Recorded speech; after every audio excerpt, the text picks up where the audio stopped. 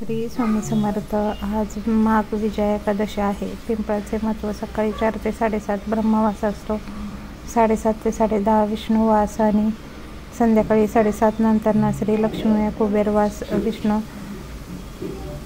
ना आवडणारं पिंपळाच्या झाडाखाली असतो, त्यामुळे पिंपळाची आज पूजा करावी. त्याचबरोबर शंख, आपल्या देवघरातील शंखाची पण नित्यपूजा करावी. विष्णूंना शंख अतिशय प्रिय आहे. त्याचबरोबर विष्णू सहस्रनामाचं पठण करावं. श्री गुरुचरित्राचे पारायण केल्यानंतर रोज रात्री श्री विष्णू सहस्रनाम वाचावे. यामुळे श्री गुरुचरित्र वाचनात होणाऱ्या चुका माफ केल्या जातात. रोज रात्री श्री विष्णू सहस्रनाम वाचले तर दिवसभर होणाऱ्या पाप कर्मातूनही मुक्ती मिळते.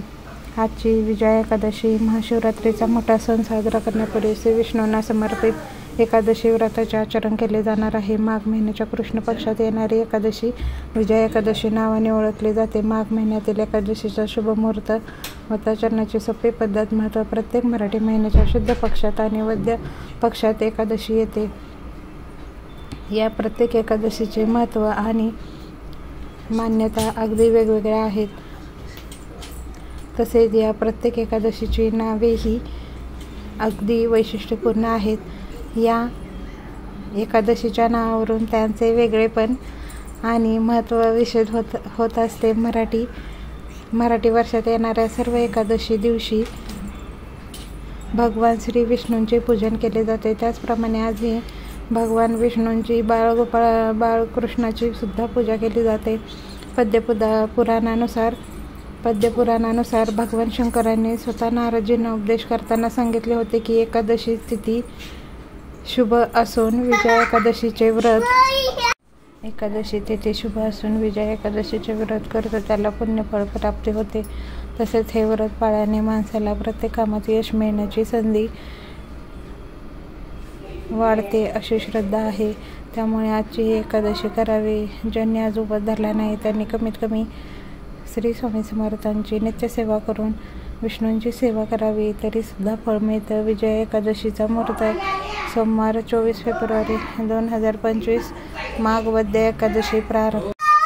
सोमवार 24 फेब्रुवारी 2025. माघ वद्य एकादशी प्रारंभ रविवारी 23 फेब्रुवारी 2025 दुपारी 1:55 म्हणजे 2 वाजता रविवारी एकादशी सुरू झाली आहे. माघ वद्य एकादशी समाप्ती सोमवारी म्हणजे आज दुपारी 1:44 एकादशी संपली असली तरी उपास हा द्वादशी म्हणजे मंगळवारी सोडायचा आहे. मंगळवारी सकाळी तुम्ही उपास सोडू शकता.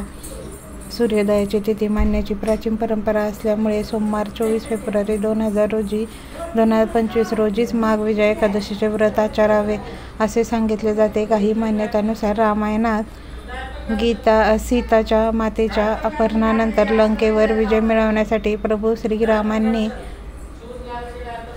विजया एकादशीचे व्रत केले होते. रामायणात सीतामातेच्या अपहरणानंतर लंकेवर विजय मिळवण्यासाठी प्रभू श्रीरामचंद्रांनी विजया एकादशी व्रत केले होते.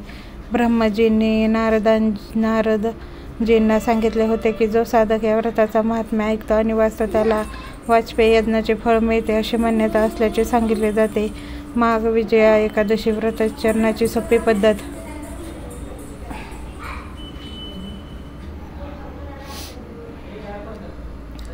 विजया एकादशी व्रत आणि श्री विष्णू पूजनाचा संकल्प करावा. श्री विष्णूंची चौरंगावर स्थापना करावी. श्री विष्णूंचे आवाहन करावे. त्यानंतर पंचामृत अभिषेक अर्पण करून त्याचाच नैवेद्य दाखवा. जर फोटो असेल तर फुलाने पंचामृत शिंपडावे आणि जर मूर्ती असेल तर मूर्तीला आपण डायरेक्ट अभिषेक करू शकतो. मुख्य अभिषेक करावा. अभिषेक झाल्यानंतर वस्त्र, कापसाचे वस्त्र किंवा तुमच्याकडे जे वस्त्र असतील ते घातले तरी चालतील. गंध, अक्षता, तुळशीची पाने, ऋतुकालम फुले समर्पयामी, फळे ठेवायची. श्री विष्णूंना अर्पण करावे. धूप, दीप आणि नैवेद्य दाखवावा. नैवेद्य दाखवताना पंचामृत त्याचबरोबर खडीसाखरेचाही नैवेद्य तुम्ही दाखवू शकता. शक्यतो शिऱ्याचा नैवेद्य दाखवा. श्री विष्णूंची आरती करावी. यानंतर मनापासून नमस्कार करून सर्वांना प्रसादाचे वाटप करावे. शक्य असल्यास विष्णू सहस्रनामाचे पठण करावे. शक्य असल्यास नाही करावेच. यथाशक्ती दान करावे. आपापले कुलाचार, कुलधर्म, परंपरा यानुसार पूजन करावे. षडोपचारी पूजा शक्य नसेल तर पंचोपचार पूजा करावी. माघ वद्य माघ वद्य विजया एकादशी व्रताची सांगता कशी करावी, आपण हे व्रत कधी सोडू शकतो. सोमवारी आपण ह्या व्रताचा मुख्य दिवस आहे, त्यामुळे हे व्रत मंगळवारीच सोडावे.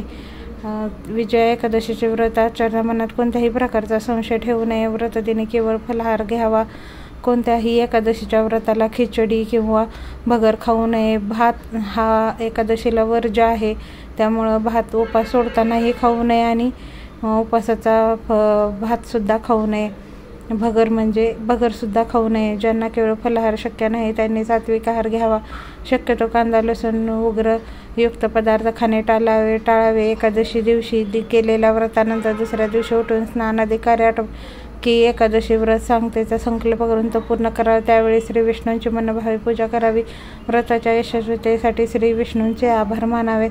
व्रताचरण काळात कोणताही अपशब्द बोलू नये. पूजा करताना कोणाच्याही बाबतीत मनात ईर्ष्या उत्पन्न करू नये. तसे व्रताचरण करताना अनावधाने झालेल्या चुकांबाबत श्री विष्णूंकडे क्षमायाचना करावी.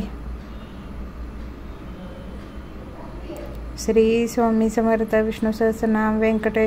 श्री व्यंकटेश स्तोत्र. गीतेचा 15वा अध्याय. गीतेची नावे ही एकादशी दिवशी करावयाची सेवा आहे. नक्कीच तुम्ही नित्यसेवा पुस्तकामध्ये ही सगळी सेवा दिलेली आहे, त्यानुसार तुम्ही सेवा करावी. श्री स्वामी समर्थ. श्री स्वामी समर्थ.